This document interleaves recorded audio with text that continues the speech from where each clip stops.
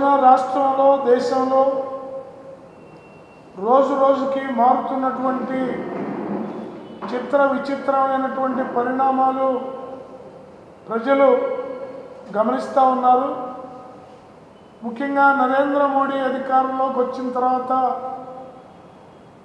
దేశంలో ఉన్నటువంటి రాష్ట్రాల స్వయం నిర్ణయాధికారాలని తుంగలో తొక్కి కీలుబొమ్మ ప్రభుత్వాన్ని తయారు చేసుకొని దేశంలో ఆర్థిక పారిశ్రామిక రంగాల్ని పూర్తి స్థాయిలో ముఖేష్ అంబానీ, గౌతమ్ అదానీ, మరో 20 మంది గుత్త పెట్టుబడిదారులకి దారాదత్తం చేస్తూ ఉన్నాడు.